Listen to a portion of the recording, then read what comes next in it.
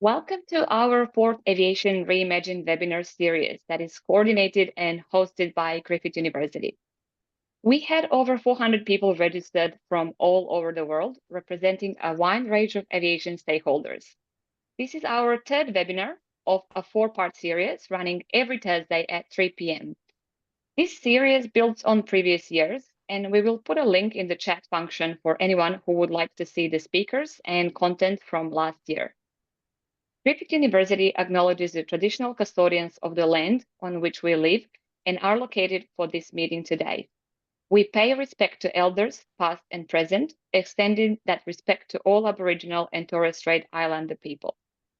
I'm Dr. Bojana Spasojevic from Griffith Aviation, and I am facilitating today's session with Professor Suzanne Bakken, Professor of Sustainability at Griffith University. Suzanne is joining us today from Germany, so bear with us if something goes wrong with her internet connection. Last 2 weeks, we looked at the science and debunked some myths around turbulence, non-CO2 effects, carbon offsetting, and SAF. We also looked into transformative policies from Europe, New Zealand, and California. If you did not have a chance to join us, you can replay the session from our website. And now Suzanne will join us to introduce today's speakers. Thank you, Bojana, and welcome everyone from me as well. Today, we look at the industry perspective and practices that will help to reach the net zero target of the aviation sector by 2050. The aviation ecosystem involves many different stakeholders. We will hear from some of them about good practices, challenges, opportunities, and what is needed for the industry to succeed.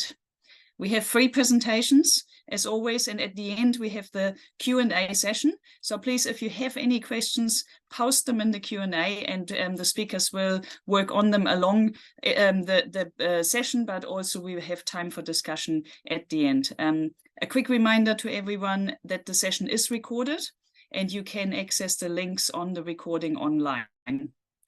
Our first speaker, quite close to me here, joining us from Switzerland, is Robert Boyd. Thank you so much for getting up early, Robert. I will introduce Robert briefly and then pass over the floor to you. Now, Robert joined Boeing International in August 2022. He's the regional lead for global sustainability policy and partnerships. His role includes representing aviation as sector champion for the World Economic Forum First Movers Coalition. Prior to joining Boeing, Robert spent nearly 10 years at the International Air Transport Association, IATA, ultimately as Assistant Director for Energy Transition and Policy. He led the Global Trade Association's work on industry decarbonization, including sustainable aviation fuel. Robert also served as a member of the United Nations ICAO Fuels Task Group and 4 years on the board for the Roundtable on Sustainable Biomaterials. Robert has a master's in economics, actually from the University of Queensland, so not very far from my colleagues in Brisbane. And before joining IATA, he was a head economist for Virgin Australia Airlines. So a very rich background, and we're really looking forward to your presentation. Robert, over to you. Thank you very much, Susanna, and thank you to the Griffith team generally for the invitation to be with you today. It is a little bit like coming home, virtually at least. So as the title says, I'd like to talk about Boeing's role in the First Movers Coalition. So some of those, well, the First Movers Coalition might not be familiar to some of you, so I'll explain that. But I would like to talk about this from 3 perspectives, and I'll keep it fairly focused today. So the first context is what's aviation's global commitment. So that's, I think, relevant here to put first movers in context. I want to talk briefly about how we think about decarbonisation strategically, because that's quite important then for why something like first movers is an area that's important to Boeing. And then I will talk more specifically about the First Movers Coalition initiative as part of the World Economic Forum umbrella. So those are the 3 steps I'll walk through, so that hopefully makes sense. Let's go. There we go. Okay, this is sort of the blurb here of, you know, what I'll run through. Hopefully you've had a chance maybe to look at this in the program. So more or less as I just described. Context, hopefully many, or not necessarily hopefully, but I'm sure many of you have seen this in one way, shape or form over the years. This is essentially the path, the visual schematic path that the industry has used for a long time now on how we go from where we are today, or even into past history, from going back to 1990, but what that carbon shape looks like getting out to 2050. There's been a huge amount of work in recent years on putting very detailed numbers behind this, and particularly where you see the TOFM, that's ultimately the strategic element here of determining what does the decarbonisation, or what has the potential to decarbonise the industry. So whether that be the technology, the operations, the new fuels, or here M's referring to a market-based mechanism. Talk briefly about two very significant commitments that occurred in the last less than 24 months, or just on 24 months. So the industry, I think it's common rhetoric and parlance these days that we all think about net zero 2050. That hasn't always been the case. That's something that's become common for aviation only more recently. The industry first made this commitment out of NE, and that was in 2021. So that was all of the entire aviation sector, but it was led by the airlines in October 2021 to have their net zero agreement. That was, in my view, very symbolic, because it paved the way for governments to follow in the same path. So the governments meet under the UN framework of ICAO every 3 years at the Assembly. And the picture you can see there is actually at Assembly 41 in ICAO 2022, where all 193 governments made exactly the same commitment. So a long-term aspirational goal of net zero 2050. It wouldn't have happened, I don't think, without the industry having made that step first. And there's absolutely no doubt that for the industry to get to net zero, it will be impossible without collaboration and coordination with governments. So this is very important. To have industry and government aligned as a sector is not common, but extremely valuable. How do we think about decarbonisation as Boeing? Well, we sort of bucket it into 4 pillars here, and they're probably quite familiar. So we've obviously got fleet. I'm not going to talk in detail to these, but just run through them. Operational efficiency. So fleet and operational efficiency are here today. These things have been happening every year, every day, and they continue to. So you think about a new aircraft that enters service. The one it replaces, the new aircraft, will be around about 20% more fuel efficient than its predecessor. So these are significant improvements. Operational efficiency, again, there's absolute huge number of measures on the aircraft that can be deployed, as well as not on the aircraft. So things like airspace and managing that more efficiently. So those gains, again, continue to get baked into business as usual, and have been done for many, many years. They are really important because every single gain that is embedded into sort of aviation business as usual is new fuel that doesn't have to be, new sustainable fuel that doesn't have to be developed into the future.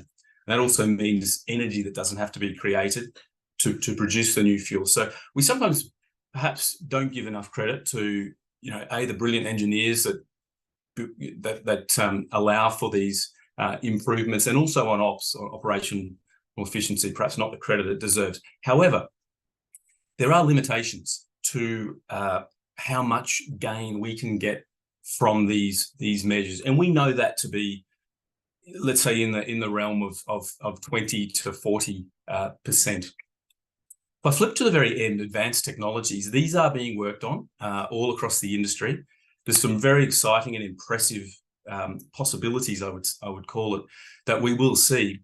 The question, which is the big strategic question here, is at what time could we see these introduced at scale? And when we've just been talking about the commitments for the industry, 2050 is not just a random number selected. It is an important number in terms of coordination with the global community for decarbonising. So 2050, that's 27 years away to achieve what the aviation industry has set out to do, which also then puts limitations on how much impact we will see from advanced technologies. So I'm providing the strategic, I guess, merit for why renewable energy is the key focus for the industry to achieve its decarbonisation, but it doesn't discount the importance of the others, of course.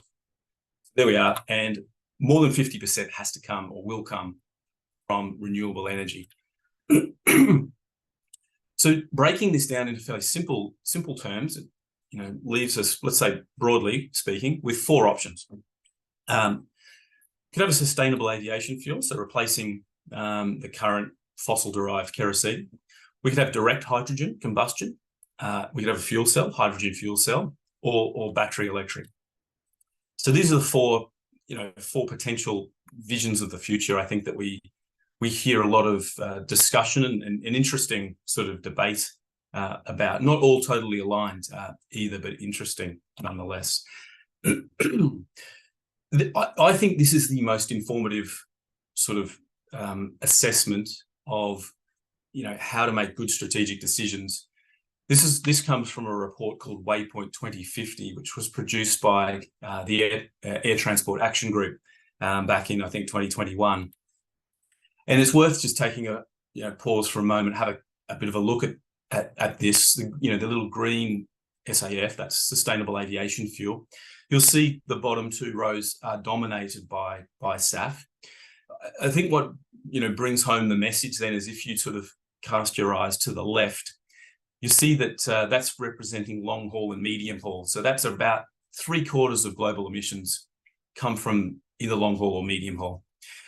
So whilst there will be electric, there will be hydrogen, there will be hybrids of that, it is going to be more applicable for the shorter haul aircraft. So certainly over the next couple of decades. Yes, it's very helpful. Yes, it's very important for setting up what will be beyond 2050, but it's not likely to do the heavy lifting when it comes to decarbonising over the next 27 years, if we call it that. I just want to give a little bit more. Hydrogen and electric, I'm often asked to talk about this as to why we don't put a greater spotlight on it. There is plenty of work going on in this area. That's important to say. But here's the logic as to how we think about these technologies. So it's more than just the green. Is it technically possible? That means does the physics work?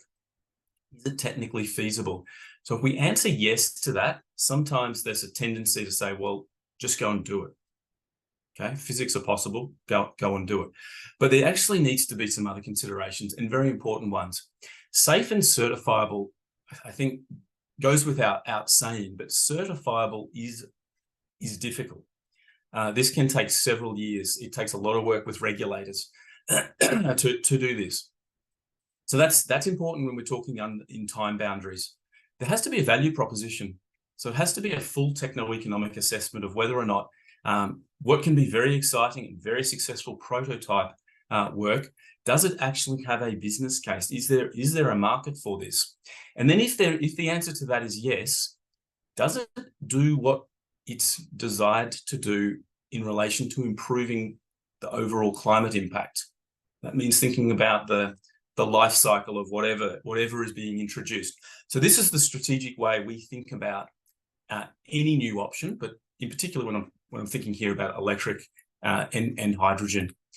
So Boeing's been active. This is a fully owned company called Wisk.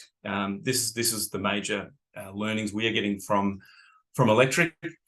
It's actually been down under very recently, which is great, and you will see more of this. I'm not going to talk in detail on this, other than it's worth looking up if you're interested in this. The autonomous air taxi, there's been nearly a couple of thousand flights now, and it is very, very exciting, very interesting. I'll go straight to the hydrogen. Hydrogen's actually been worked on for, well, it's coming up 15 years. I think the first activity was back in 2008 when we were demonstrating hydrogen fuel cell aircraft. We've had the Phantom works there, and there's perhaps 5 different hydrogen projects still, information from those is being used, or they're actually still active. So we do see this as a very important component to the energy transition over the long run, but we don't see it being the emphasis in the short run, but nonetheless very important. And sometimes it's forgotten, as Boeing, we've been very active in the space program and very active at the moment, obviously with Artemis 1 there, but also Artemis 2's it's in the hangar being built right now. And of course, that is very useful experience again with hydrogen. So again, not a space talk, but it's just interesting to add. I'll just quickly touch on this. Again, it's not playing favorites on an energy source. And the point here, without overdoing this slide, hydrogen, whether or not it's going directly for direct combustion or to support other things, is totally relevant. So of course, hydrogen, one of the best ways to use hydrogen is combine it with a carbon atom. And as you can see there, the power to liquid process particularly requires significant amounts of hydrogen. That has to be green hydrogen to get the life cycle improvements that are necessary. So morphing a little bit now towards the First Movers Coalition, if we think about sustainable aviation fuel, which is where the emphasis is on the medium-term decarbonisation, the challenge with SAF is accelerating the development of all of the options that exist with SAF in a very short time frame. So what we see on the very left, the heifer, you're probably familiar with that, and these are sort of pictures of the feedstocks, just at least one representation of the feedstock. Heifer's quite mature in terms of technology, and this, Queensland's a good example, exports a lot of feedstock like tallow. That's actually used in everyday sustainable aviation fuel right now. Far less mature and less embedded in the current market is the alcohol to jet, Fischer-Tropsch technology feedstock combinations, or power to liquid to the very right. And you see I've highlighted there, that's sort of perhaps a 2035 type commercial reality. The challenge is, how do you bring these forward in time, accelerate the development, bring them forward? This is absolutely necessary if we want to get to the scale that the industry needs in a global sense to decarbonise. Hence, we get to the First Movers Coalition. So launched by Secretary Kerry back in COP26, Glasgow. It was a US government under his portfolio initiative, but he brought in several governments and several major corporations to be a coalition here. So that's the idea about the First Movers Coalition. The US continue to co-chair it at the moment, but that will change in time, and I'll mention that a little bit. So what is it? Well, it covers all of these sectors. These are what we term the hard to decarbonise sectors. So you can see them there. Aviation obviously stands out. There have been other sectors introduced since COP. You can see the timing there, but these are familiar, I think, to most in terms of the hard to decarbonise sectors. So specifically for aviation, or the whole program, sorry, there's about 113 commitments made for nearly zero emissions product from nearly 80 members. That amounts to about 15 billion, which is a lot. That needs to be a lot more, though. 13 governments. The last government to sign up, very pleased to say, was Australia quite recently. So that's good. I'll show you some of the flags in a moment. Take a quick glance at this bottom left-hand corner if you're curious on the aviation part, the type of companies that you see joining this cluster. Boeing obviously being one of them. Boeing was a founding member of FMC, but also had the opportunity to step up and be what's called a sector champion, which provides a bit more light on my role. So I commit half of my time to working directly at the World Economic Forum and directly for the First Movers Coalition. And that's a big contribution of Boeing's commitment there. Briefly, what's been going on in 2023? I won't labour this, but give you a quick snapshot. And you can look up some of this in more detail.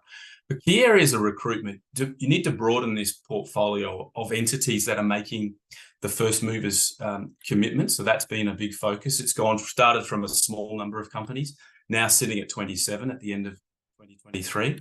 We've built a holistic database. So, common question is, well, what are all the supply options if I'm looking to buy sustainable aviation fuel? But supply options by geography or by specific criteria like feedstock or emissions reduction factor, verified emissions reduction factor on the fuel. So that's important. We've been engaged in different countries, Singapore, India, just back from a workshop in Brazil, and there'll be one in the US very shortly. I would also highlight a few challenges. These, what you can see there is the Uplink Challenge, which is trying to motivate the academic. It doesn't have to be academic, but it certainly can be innovators to look for solutions that are not there today. So this is going very well and interesting. And there's sort of common pillars like infrastructure, finance, and government engagement that, in a sense, glue this together. And this is a report we released at Paris Air Show, which is intended to be a pocket guide, I suppose, for if you want to get involved in an offtake, whether you're buying the fuel, whether you're the supplier, or whether you're a corporate, looking to address your business travel emissions. This is certainly a very useful guide. I would recommend taking a look at that if you're new to thinking about an offtake. The commitment specifically, what is it? Well, if you sign this pledge to be a first mover, any of these companies, if you're a direct fuel buyer, what you're committing to is to buy at least 5% of your fuel demand to be sustainable aviation fuel with a life cycle assessment, meaning an emissions reduction factor of 85% or more. That's the differentiation here compared to other things. So today that really doesn't exist. To get a sustainable aviation fuel in any sort of volume that achieves an 85% or more emissions reduction factor is more or less non-existent, apart from lab scale. So that's the idea. Pull all this forward. The corporate sector is playing a very important role here too. They're committing to the same, but committing to address that same amount of equivalent jet fuel relative to their corporate travel emissions. So you can see actually there's more logos in the corporate sector than even the fuel buyers. You can see the interest in that, and I know we're seeing that all around the world. And some of those numbers there you saw on the left. Hopefully you digested that a little bit. So again, this is just a bit more of a visual of what we see as the pathway here. And again, the same message is really trying to pull forward demand that doesn't exist today under those metrics. And I'll just round it sort of out here. Again, this is in a sense very similar to the slide I showed that had the 4 pictures of the feedstock. And this is perhaps less visually appealing, but useful information. If you look at the HEFA, the hydrogenated esters and fatty acids pathway, which is used cooking oil and tallow and so on, mostly used today, the volumes are significantly more relative to the others, so quite mature. And you sort of would say, well, why is that not? Why don't you just keep backing a winner here? The challenge for the industry is this has a ceiling of potential. So we've modeled this very thoroughly in a global sense, and the ceiling, okay, maybe not precisely, but around about 10, perhaps 15% is the global potential for HEFA. So for aviation strategy to actually be successful and decarbonized by 2050, it has to come from Fischer-Tropsch, from alcohol to jet, and then ultimately from power to liquid. And 27 years may seem like a long time, but really to scale, when we think of the time involved in developing and scaling these newer technologies, we have to be pulling some of these initiatives forward in terms of time, get them through the valley of death if they're smaller companies. Also, just take a look at that second bottom line on the emissions reduction factor range. The other thing that the FMC companies will do is put the pressure, or sort of encouragement pressure, on the suppliers to make sure that their life cycle assessment is as good as it can possibly be. Because it's not just a given when you go and combine feedstock and technology that it will be a certain number. There are things that you can do right through the entire process, including at the refinery, to maximise these emissions reduction factors. And they do have implications in the different regulations as well. So that's, I think, very important. Hopefully that gives some flavour for why we believe this is, critical to setting up the 2025 to 2040 sort of timeframe, particularly is having these intermediate targets. So 2030 being the target for the First Movers Coalition commitment. I'll leave you with this.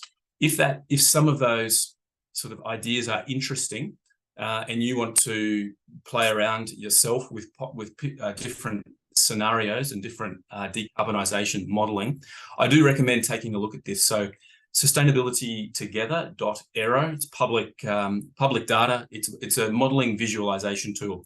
So you can go and select almost any combination of decarbonisation that you think is interesting to look at, and it's a dynamic web interface that will allow you to visually see what impact that has. So I'd leave that with you as a sort of a takeaway to, if you haven't already perhaps seen it, have a play around with that in your time. So thank you very much. I'll stop there and hand back.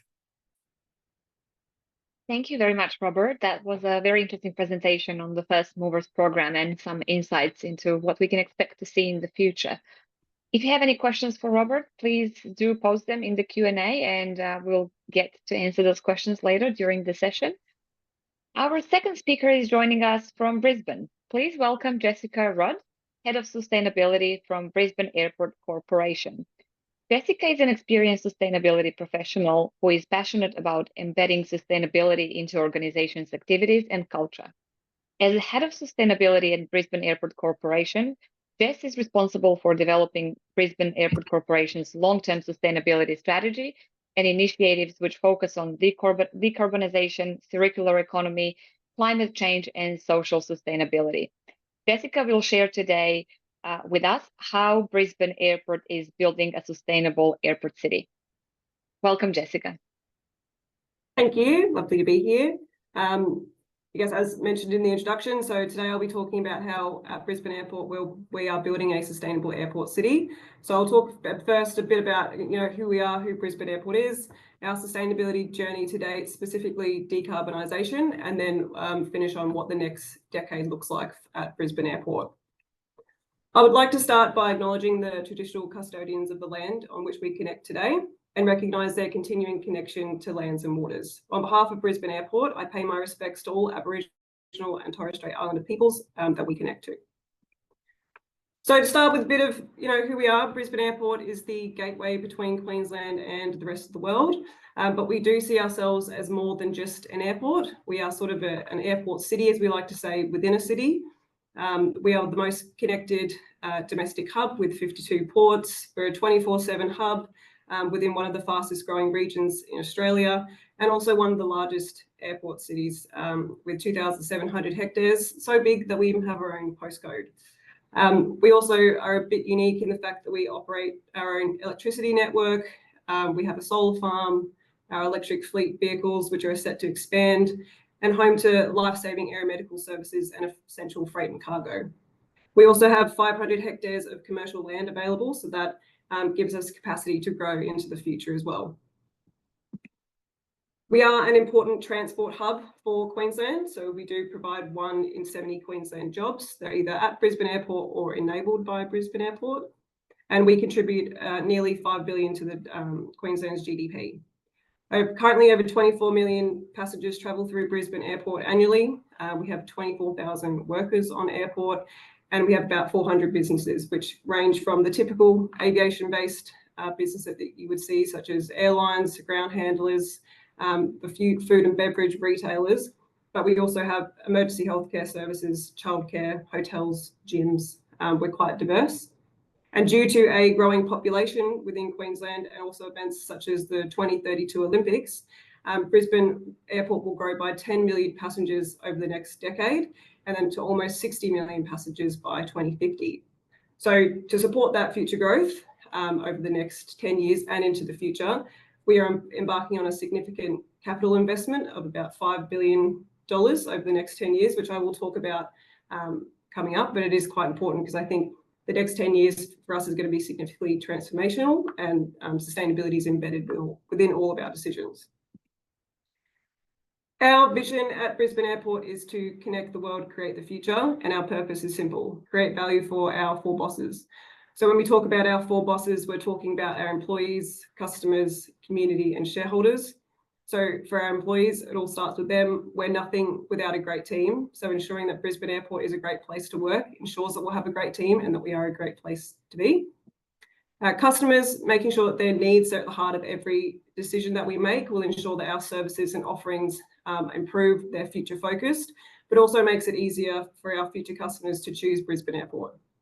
Our community, that's about being a good neighbour and working hard every day to reduce the impact that airports may have on certain residents.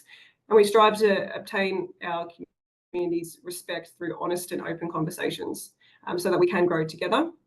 And for our shareholders, they believe in us, they want us to succeed, and we know that by delivering value to our employees, customers, community, we're also delivering value for them as well. To ensure that we make the correct decisions today that will enable us to reach our future aspirations, we've developed a set of 8 guiding principles.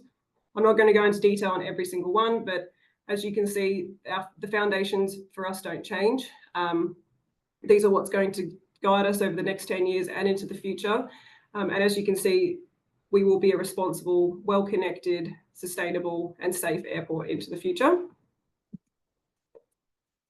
So we understand that we have a significant amount of growth within Queensland occurring over the next decade.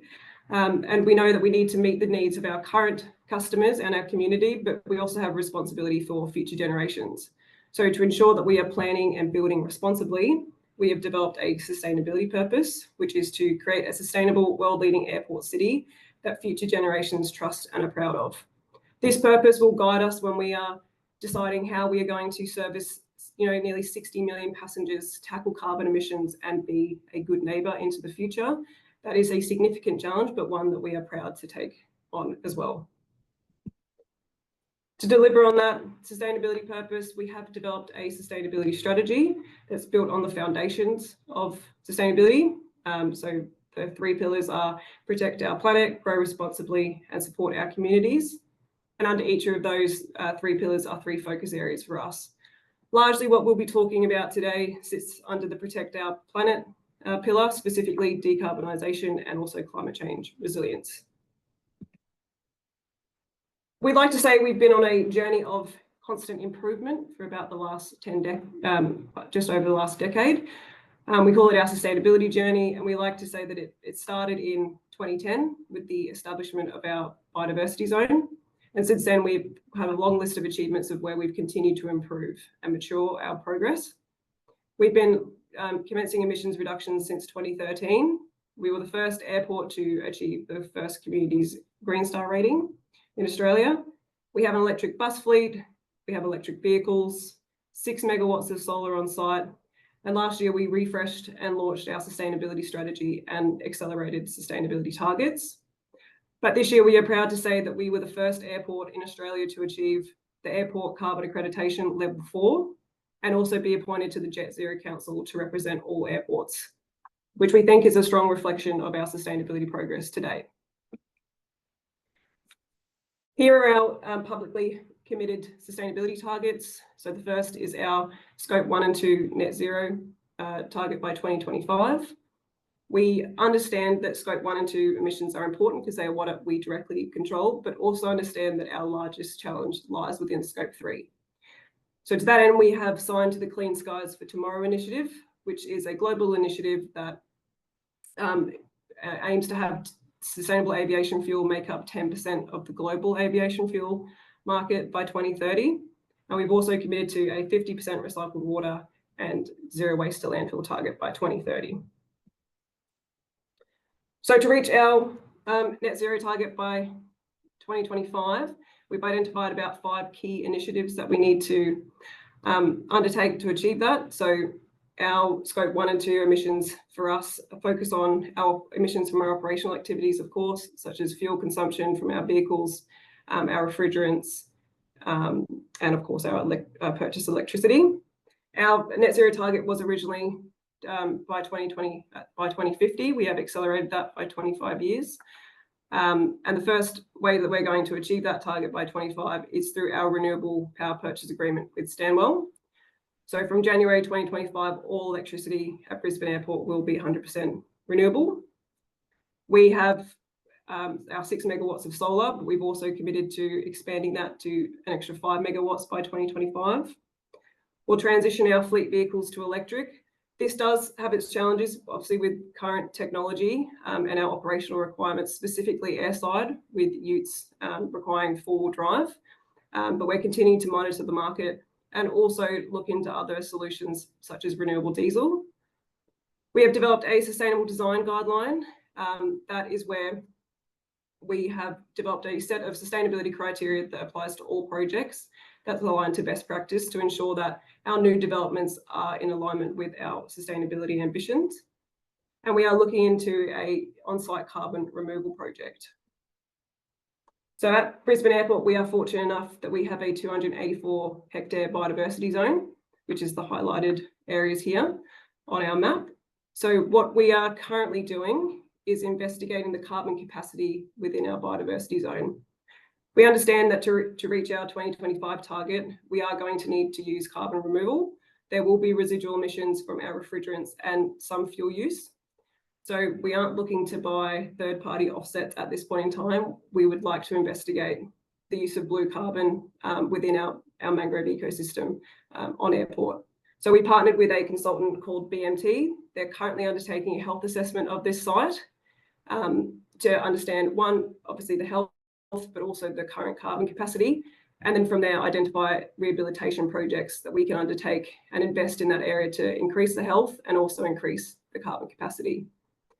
This has been a big undertaking for us at this point in time. We are in phase 2 of this work, hoping for it to be completed by early next year.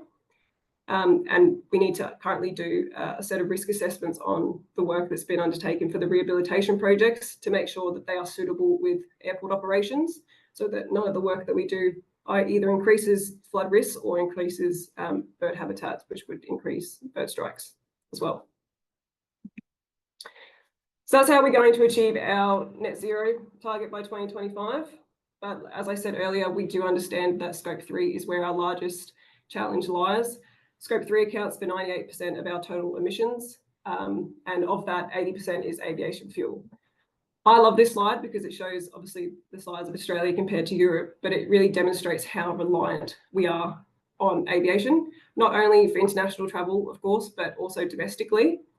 And as we heard from Robert earlier, the aviation industry has committed to net zero by 2050, and also we have a responsibility due to the amount that we rely on aviation to accelerate that transition as much as possible. So how do we plan on doing that as an airport? We've identified our role in scope 3 emissions as 3 core parts: lead, connect, and partner. So what it means to lead is to, one, communicate our expectations to our supply chain. So look for innovative solutions, partner with the right people that are aligned to our ambition, but also to lead through example. So, and through action, so whether that be industry partnerships or investing in infrastructure required to accelerate the transition. We're going to connect with our partners. Being an airport, we are central to aviation. We are a key contact. We have a lot of connections and can help connect people within our supply chain that may have not identified opportunities and help accelerate that. And also from there, then build partnerships. So position Brisbane Airport as the partner of choice, demonstrate that we are here to help trials, encourage startups, and trial new technology. We've used these 3 roles as such for scope 3 to guide our activity recently with scope 3 reductions. With that being said, we've developed a scope 3 strategy, so that identifies our key scope 3 emission sources and prioritizes actions based on our level of control or influence over those areas. We have our renewable energy agreement, as I mentioned, with Stanwell, but that also allows us to sell green electricity to our customers. We've implemented a carbon offset program for passengers recently. So when passengers choose to park at Brisbane Airport, they can offset their trip. And if they choose to do that, we also then dole match their offset as well. We've committed to infrastructure to support the electrification of ground support equipment, preconditioned air and ground power units. We have a seat on the Jet Zero Council to represent all airports and guide the direction of aviation decarbonisation in Australia. And we've recently partnered with the Hydrogen Flight Alliance, which is a group of industry leaders that are partnered with an aircraft manufacturer called Stralis, who have the aim to have their first commercial hydrogen flight from Brisbane Airport to Gladstone by 2026. So these are some of the initiatives that we've been focusing on recently, and we're trying to actively signal to the market and to the industry that we are here, we're ready, we want to be part of the transition, we want to help lead that transition to net zero. We don't just want to be seen as an airport that can facilitate, we want to be seen as the partner of choice that's easy to work with and wants to help lead that transition. I mentioned at the beginning that we have a significant amount of work and investment underway. Brisbane Airport's about to undertake a significant transformation over the next decade. We call this transformation Future B&E. What this means is that we are investing $5 billion in projects that will increase the airport capacity, increase our sustainability outcomes, increase the level of security, and unlock future commercial land and opportunities as well for us. Future B&E is not one project. It is a series of major projects as identified on this slide. So to call out some key ones, we have work such as car park expansions. We've got terminal upgrades happening, the charging equipment, as I mentioned, for ground service equipment. We've got security upgrades, aeromedical facility, and of course, a brand new terminal, which we call T3. As previously mentioned, we do have this sustainable design guideline. This is at the heart of these projects. We are embedding that guideline to make sure that all of these future developments help accelerate our sustainability ambitions, whether that be from material use, decarbonisation, renewable energy, climate resilience. It's all within this guideline that we've developed. We're also undertaking different trials of materials such as recycled concrete, lower carbon concrete, and then prioritising circular economy and avoidance of use of new materials and reuse where possible. We're targeting our first 5-star Green Star on one of our property projects and hoping to attract like-minded customers that are focused on sustainability. And we're embedding sustainability within our procurement process because we really see this as the key for success going forward, partnering with the right contractors, the right suppliers that can help us accelerate our transition. And of course, the terminal, the new one, that is an amazing opportunity to bring together everything that we've spoken about today and really elevate Brisbane Airport's sustainability performance. It's a completely new site, new terminal. It's a way for us to deliver something that's world leading. We see Future B&E in general as the opportunity to secure long-term growth. And overall, we want this next transition to not only align with our future projects and our future ambitions, but also accelerate our sustainability and aspirations. That's all from me. Thank you.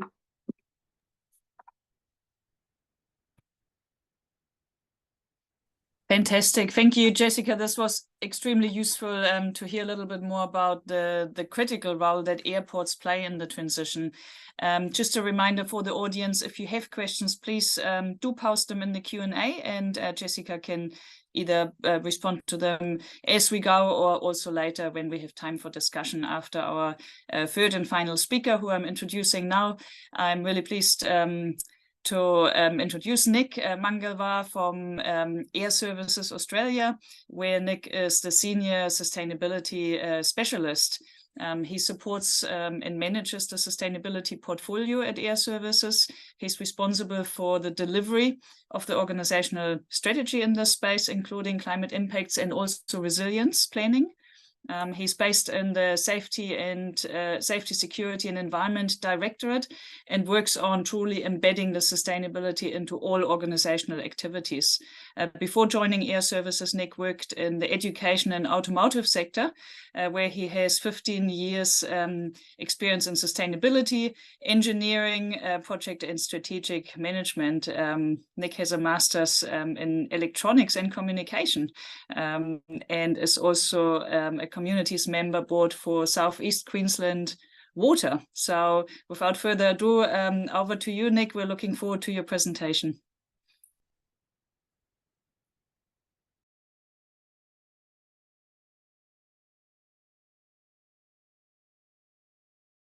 We can't hear you quite yet. Just make sure the mic is on. Oh, sorry. Good afternoon, all. Thanks, Suzanne, for intro, and thanks for Rob and Jessica presenting before me. Again, thank you, Griffith Uni team, for putting this webinar together. I would like to start today with acknowledging traditional custodians of the land where we operate, which is across Australia, and we acknowledge their past and present and upcoming future. I would like to kind of start today giving brief intro about what Air Services is and what we do and what we kind of manage across. As you can see, we are very unique operating model. We manage the Australian airspace, which is around 11% of the Earth's aerospace, which is massive area, and which is we do via 4 different air traffic control centers and 29 traffic control towers, which is based at the major airports. At the same time, we are the aviation rescue firefighting service providers across Australian footprint as well. So we are in the very unique situation where we manage airspace as well as manage the aviation rescue firefighting services. So basically, we got 27 ARF stations, which is based at major airports across Australia, and the primary role of them is provide first aid services as well as the firefighting rescue services across those locations. We basically manage the biggest of large vehicle fleet, or basically firefighting fleet across Australia, which is more than 100 vehicles. With our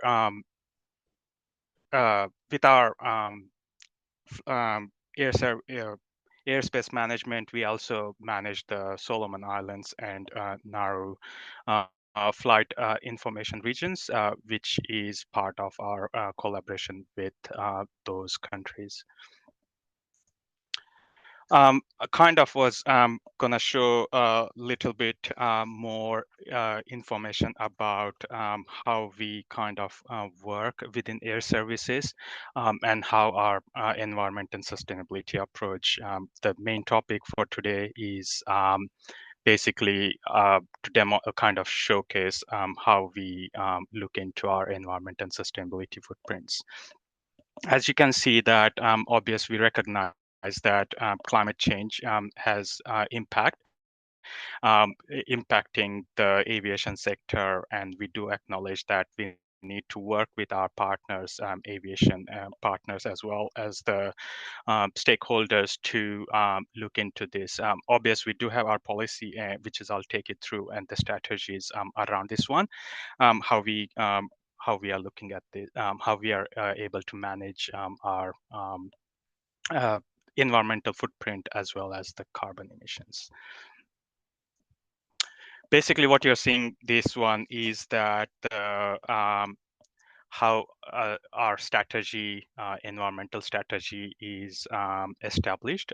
So as you can see, the air services environmental sustainability strategy is divided into four different pillars. First two pillars are basically into aircraft emissions, aircraft noise, and then ecological sustainability, as well as the resources, sustainable resource management. As you can see that based on our operating models, we are the ANSP providers within Australian airspace, as well as the ARF services provider. So obviously our strategy needs to look into how we can reduce our aircraft emission, working with our stakeholders and the partner. And obviously part of our work, it does also include the aircraft noise management and how we kind of can reduce our work with our partners to look into managing the aircraft noises as well. That kind of fits as in our role as in the regulator in this space, and we kind of look into that. That comes in as in we manage the obvious airspace and the flight paths, and that kind of fits into our portion of work under flight path design and management. Obviously, as you can see that we do have targets, which is 26 at this stage to manage our aircraft emissions. I'll kind of show a little bit more detail how our role works into this area of work as in ANSP provider in this area. But again, obviously we do have a broader piece of work around environmental or ecological sustainability, as well as the what we call sustainable resource management. That's where our scope 1 and 2 emission management sits under. I'll just take it through a little bit more detail around these four strategies and what we are doing and how we are trying to achieve this one. Keeping in mind, obvious, we do have 2050 net zero target, which is in line with Australian Commonwealth government. And we do have interim target of 10% reduction by 26 across all those four pillars. Again, these targets were established in 21, and we are working with our internally as well as our partners to bring these targets forward. At the same time, we do have compliance reporting around these targets. So once we have those established, I think these targets will come forward. As you can see, this one here, that how the ANSP contribution is within the carbon emission of the carbon emission in Australian airspace. So this is the information from 2019, which is the full year of maximum flights across Australian administered airspace. So in 2019, 22 million ton of carbon emission was basically impacted or produced by aviation sector within Australia. Out of that, around 30% is the domestic and 70% is because of international flights. And out of that 22 million, only 520,000 ton, nearly 3% is contributed purely because of air traffic management procedures. So around 1.5, 1.7%, which came from domestic city pair airspace structures and accounting. So that's between flights between major airports. Around 0.5% came from user preferred routes, which is purely driven by the long haul flights. 0.7%, which came in delayed which is generally traffic management delays between major airports. So as you can see, air traffic management in Australian context is only reflects around 3% of the total aviation impact within Australia. So keeping that in mind, technically ANSP provider in Australian context only contributes around 3%. That's a very different number compared to European airspace or North American airspace. Given our operational region, this is very different compared to any other region. So that kind of brings to the point where it's very difficult for Australian NSP provider or for us to kind of optimize the airspace flight paths around this area. So that kind of brings us in the point where, as you can see, first two portion of our sustainability strategy, to bring those 10% reduction is going to be a massive challenge. But at the same time, there are a number of projects happening around Australian airspace where we are trying to optimize those flight paths, optimize those ground delays, or basically any of the flight path delays around that. This is kind of our second pillar of the strategy, which is a first and second pillar. As I was saying, we are undertaking three major projects under one sky, which is shared user space, trajectory-based operation, and route optimization. All of these projects are driven in a sense that we should be able to optimize our carbon emission as well as the any delays in terms of route and the flight paths as well. This is a data which is kind of a comparison between last year and this year. Obvious last year has COVID impact within Australian airspace, but as you kind of can see that 3.3 million tons was the emission just for July and August month. Compared to last year, saying that I think what we are seeing is that Australian aviation sector is recovering. At the end of September was reported the busiest time since the COVID. So as what we are seeing that the aviation numbers are kind of reflecting back within Australian airspace. One of the part of our role is to the kind of comes with the flight path design and management of those, is basically look into noise and community engagement around aviation sector. This kind of comes as in a role where we kind of look into how we able to manage, improve our flight paths and how we kind of can minimize the noise impact on the community, and how we kind of can help communities around those. But last few years or so, what we are seeing is that as we're trying to improve our flight paths, that has been impacting around. I thought this might be some interesting graph to kind of show this kind of how we do our reporting around this, which is a regulatory reporting part. So this kind of shows that CO2 emissions per 1,000 flights and the noise complaint. This is purely from flight path management, but I thought this might be a good, interesting graph to kind of show.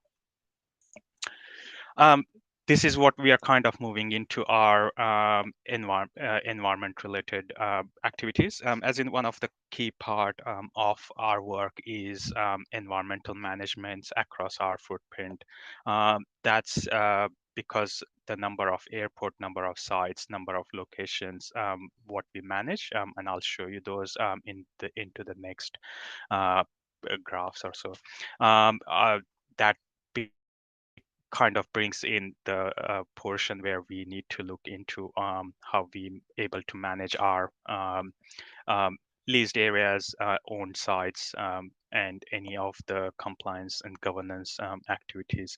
Obviously, we do have EMS framework, which is ISO 14001 certified, but at the same time, we take environmental and governance reporting around air quality, waste pollution. So the waste is what we call wastewater or any of those polluting contaminated waste as well. Heritage, this is kind of a unique portion, as in part of our role, we do look after aviation related heritage as well. We do have some sites where we kind of look into those as well. I think this will be where the interesting part starts of this presentation. This is where kind of demonstrates the carbon emission of air services and how we operate and where we operate. As you can see, we have sites across the Australian footprint from east coast to west and pretty much every other locations. This kind of shows the scope 1 and 2 emission of air services. I think for us, these two are the primary focus currently, scope 1 and 2. At the same time, scope 3 emissions for us, we do have an internal plan to work around those ones, but that kind of involves working around bigger stakeholder, larger partners across our footprint. I think the bottom graph kind of shows comparison between other ANSPs and us. So what that graph kind of shows, our carbon emission factor is 3 times than any other ANSP service provider. That's purely because of how we operate and how our business model is. As kind of did mention before, we do operate a fleet of more than 100 plus ARFs vehicle and then more than 100 supporting vehicles. And because of operational needs, they do have a 4x4 and have different capabilities and user needs in there. So our carbon emission is 3 times, but that kind of comes with our business operating model. But at the same time, it's very difficult for us to just do the comparison of our ANSP excluding ARF, just because how our business and operating model is. This is what I kind of want to demonstrate our approach and the framework for sustainability. Obviously, we are taking a systematic approach to deliver our sustainability across our footprint. The picture in there, what you can see is that the first EV ARF vehicle, which will be introduced at Western Sydney Airport in 2026, once the Western Sydney Airport is operationalized. Western Sydney, I think, will be one of the first 5-star Green Star rated ARF and ATM services in Australian footprint, as we are undertaking the new builds around that. And as I mentioned there, that what we are kind of committing now is that all our new builds must be 5-star Green Star rated, and those kind of comes with the on-ground and above-ground environmental and change assessment. But that kind of demonstrates the how we take our approach to deliver the sustainability across air services. I think that's bringing to this different topic of climate change. And obviously, we do acknowledge that climate change is impacting air services and our operational. As we speak now, I'm undertaking a project to understand the climate change and climate change impact on air services and how we gonna prepare ourselves to support the aviation sector and bring that preparedness within the air services around this one. But at the same time, I'll say that the green paper for aviation has been just published. It might be a good read around this and does kind of put emphasis on SAF and then put emphasis on the work partnership delivering net zero targets. This is another interesting picture. As you can see, that's our footprint. That's where our assets located across the Australia, and this is the exercise what we are undertaking, looking into the risk, what climate's going to bring in next decade or few decades after that.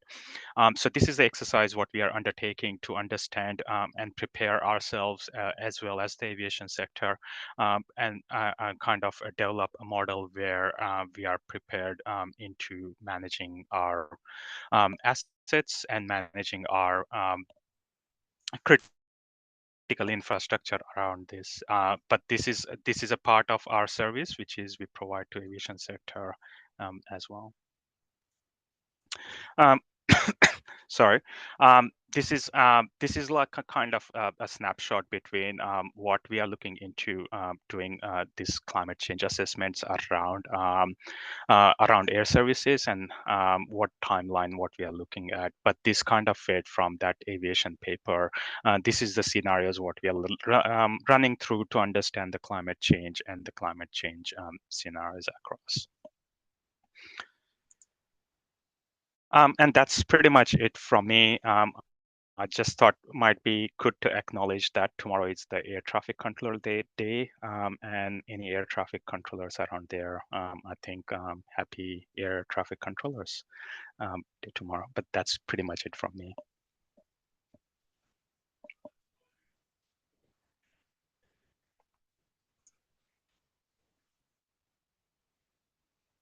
Thank you very much, Nick. That was a very interesting presentation, and we learned a lot about air services and what air services are doing to support industry. Thank you all for posting questions for the speakers. Please continue to do so. And for those in the audience, you can also jump in and add your thoughts. Speaking of questions, can I please ask now all the speakers to join us for the Q&A session? I did see that some of the questions have been answered already in the chat, but let's go through some of the questions that maybe deserve a bit of more explanation. So if we reflect to the previous two webinars, there are quite a few common topics that we tackled. And one of the topics is obviously the alternative fuels. And there is one of the questions here asking what we can do to shift away from fossil fuel quickly, and how this, what panel thinks would make the biggest difference to enact this urgent transformation. The person who asked the question said 3 wishes each, or 3 comments each. So whoever would like to start with this one. Any volunteers? I'm happy to sort of have a first go. The biggest thing, very welcome. Thanks for the question too. It's a good one. The biggest thing, if it's just one thing, is policy. You know, we've already seen sustainable aviation fuel is not brand new. First flight was 15 years ago. The technical work that's taken place in the past decade has now got a lot of different options, technology feedstock combinations that there's no technological barrier as such, but it's accelerating scale up. So policy is the biggest thing that accelerates progress. We're seeing it, certainly you can look to examples of the US, you can look at examples in Europe, they're different types of policy, but then almost all of rest of world, whether it be Japan, Brazil, India, the UK, even China, all have policies under development to hit some of these more aggressive targets. Australia has the Jet Zero Council, which is brilliant. Jessica mentioned that, and that's really starting to, I think, set a platform in Australia for that as well. I would just add to that. So I completely agree. Policy, and it's a great question because it's pretty much the same question that the Jet Zero Council is talking about right now in Australia around how can we, you know, Australia's well positioned in terms of our resources, as that's well known, but how can we actually take advantage of that opportunity and get a domestic market happening in Australia for sustainable aviation fuels and move away from fossil fuels. One of my biggest things that I personally think would help that as well with policy is consistency within the supply chain. You know, we all want the same thing in terms of sustainable aviation fuel, but how we get there and our varying and when we want to get there varies on different stakeholders and different areas in the supply chain. And I think that's also being a bit of a barrier at the moment, is that varied level of ambition and consistency in direction. So I think if we can kind of get alignment, which we're hoping that obviously the Jet Zero Council will do that for Australia and bring all the supply chain and stakeholders together and sort of provide a roadmap. I think that'll also help accelerate that transition as well to move away from fossil fuels.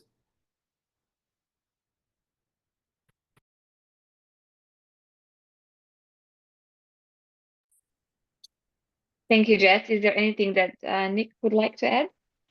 Not as such, but I do kind of agree with Jess and Rob on this one. Right. So maybe I follow on from that, and I'm trying to bundle a few questions together in the sentiment. There was comment. Someone thanked the speakers for a really pragmatic summary of where we're at, and then there was a question around, optimism versus pessimism, and so I guess I just put that back to the speakers. Maybe starting with you, Robert. Because we hear words like aspirational, ambitious. We really need everything lining up for this to happen. Have we considered, for example, that there will be also a lot of competition? Robert, you showed all these other hard to abate sectors. So aviation is only one of them. If I can just put a finger in the air from each of the speakers, are we, how realistic is it to achieve this? Are we asking the right questions? Just a sense check. Sure. No, it's a very fair question, I think, and good to challenge on these things. So you can approach it in a few ways. One is, can it be done? Is it technically possible to do it? The answer is unequivocally yes. But to your point there, which is right, aviation's not the only sector in the economy, even though we obviously on this webinar probably have some interest or preference. And you're right, it's incredibly competitive, whether it be for feedstock, whether it be for technologies, whether it be for money. The estimated cost of, I was actually just doing numbers last night for a big UN conference that's happening on potential sustainable aviation fuel goals, and we were estimating, for an 80% carbon intensity reduction from the use of sustainable aviation fuel and LCAF, which is lower carbon aviation fuel, by 2050, what would the estimated capital cost be to do that? And based on the ICAO rule of thumb data, that's 1.5 trillion. So these are not small amounts of money. But the answer is yes, it can be solved. Honestly, it comes down to the will to do it. That doesn't mean it's easy, and that's why all of the stakeholders have to continue to advocate to every single part of the supply chain, all the actors involved to make it happen. So if you were pessimistic, you just perhaps give up and say, well, there is an easy solution, which we saw through COVID, which you reduce emissions substantially when you don't have air services, but it's not good for the community or for all sorts of reasons. So solving, disconnecting CO2 from aviation services is what the industry can do and will do. We've solved hard challenges before, and I think this is just one of them. Time is the biggest challenge, though, I would say, not technology or can we do it.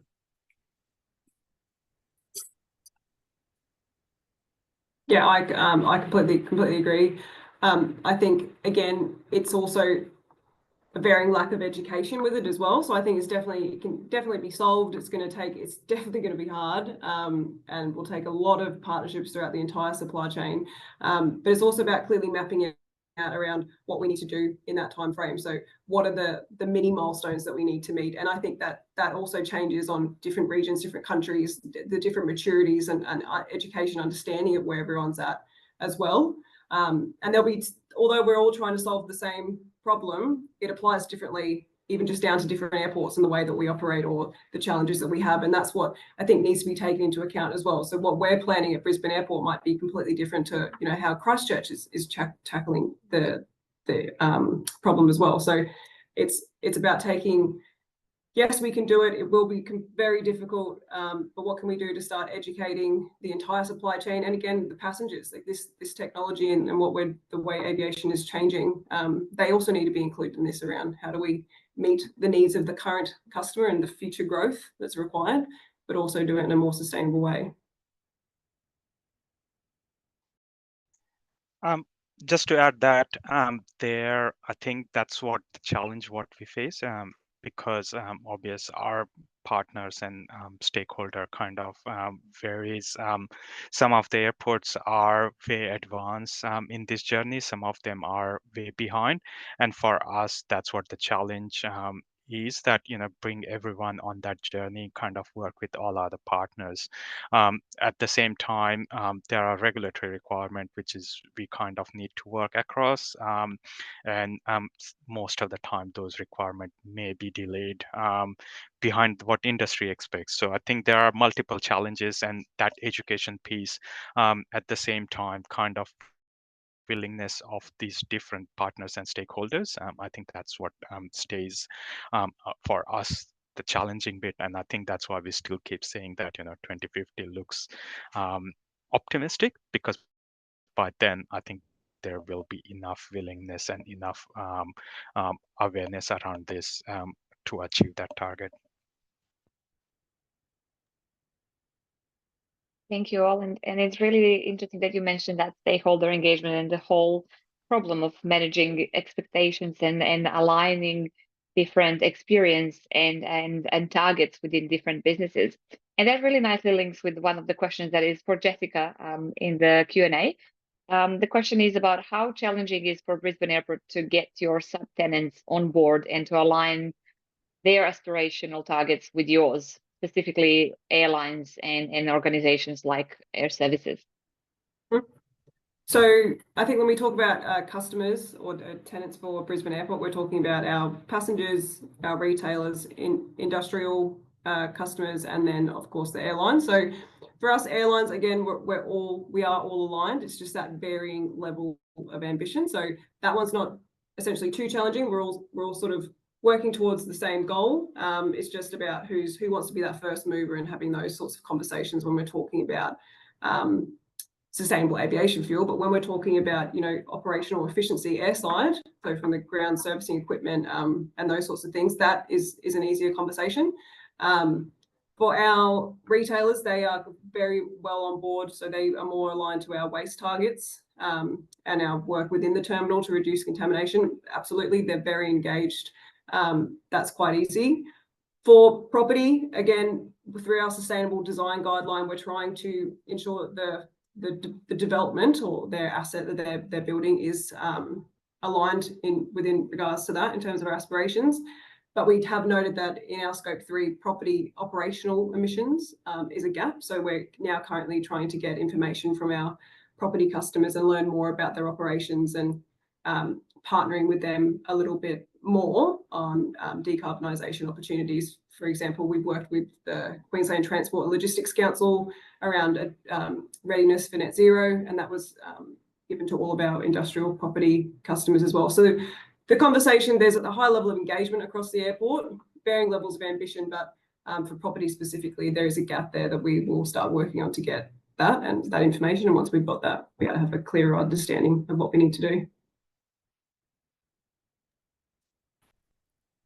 That's great, and I might just sort of the stakeholder engagement. I follow up on that a little bit more, the wider ecosystem. And there was a question in the chat box around connecting with maybe other forms of transport, and I'm really interested to hear from Nick as well. I know air services, it's in the word, it's about air, but what about maybe integrating air travel a little bit more with, for example, rail options? Is this something on the radar either for air services or also for the airport to say, hey, we could, for example, replace shorter flights and put people onto other modes of transport?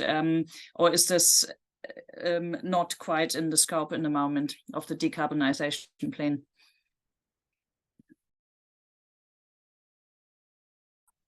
Sorry, just trying to get off the mute button. For us at the moment, we are focused on what we can do for private travel and public transport. So we haven't really been investigating into fast rail and those sorts of options. Not to say that we won't. We just know that we have the current level of control or influence directly on private travel, so to the airport, and then also public transport. So just trying to build greater connectivity in Southeast Queensland on the public transport side to get to the airport is sort of where we focused on the land side. in terms of things at the moment? Very interesting question. That one, how we are seeing this is very differently.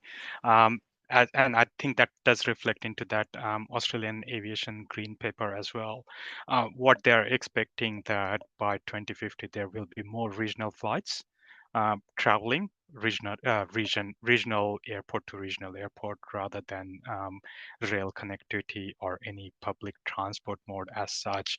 And that's another thing what we're kind of working at this stage as well. As in, yes, obviously purely we are aviation focused, but at the same time, those factors are driven by economics and the economy of scale as such. And then if that's going to be the intent in future, how we kind of prepare ourselves. But at this stage, the horizon looks like there going to be more regional connectivity between Australian cities or second tier of cities as such. Again, that's how the Australian kind of landmass kind of fits into, and that's where like our populations are as well. So compared to US or in Europe as such, might be the same size in terms of landmass area, but where our population and population centers are very different.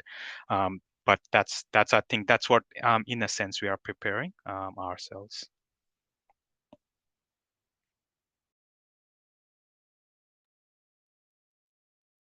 Thank you, Nick. There was a question that is for Robert and Professor Susan Becken.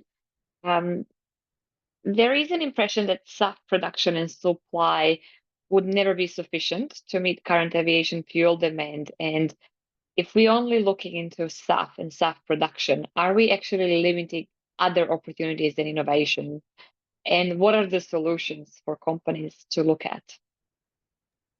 Sure. Yeah, it's a good question. I think the second part of it is no. So, many talk about SAF end, meaning SAF and everything else. So it's all being worked on at the same time. One of the benefits, or the biggest benefit, I would say, of SAF is it's implementable today.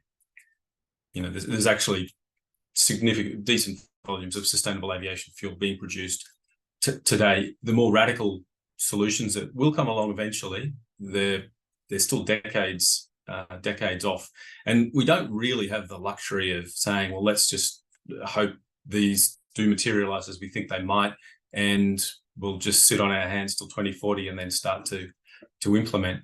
So then the first part of the question is, well, can you do it? So the question is feedstock.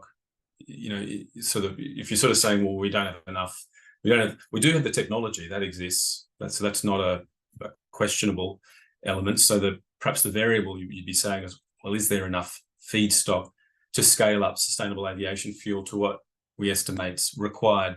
So the estimates, the global number is eye-watering. So if you look at the global roadmaps, you're looking at about 360 million tons of SAF by 2050 to satisfy the net zero trajectory. So that's more jet fuel that's produced today, all of world. So there have been several really good feedstock assessments under strict sustainability criteria. And I sort of showed that slide, one of those slides that had, going from the fats, oils and greases across to woody biomass to Fischer-Tropsch gasification to ultimately capturing carbon, whether it's point source capture from industry or whether it's direct air capture, where theoretically there's an unlimited source. But all of the studies show the same answer, that yes, there is enough feedstock under sustainability criteria.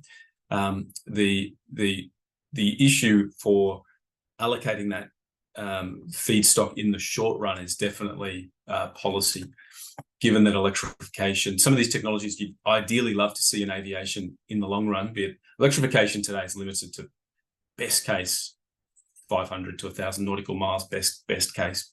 You need nearly a 10x improvement in battery technology before you start to get a meaningful ability to implement.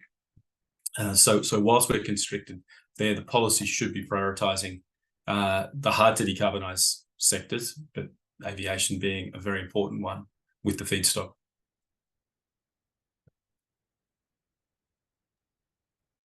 Robert, I might just change to a slightly different topic, which is the impacts of climate change, because we've already seen in recent years, particularly this one, how climate hazards affect operations. And Jessica, Brisbane Airport is at sea level.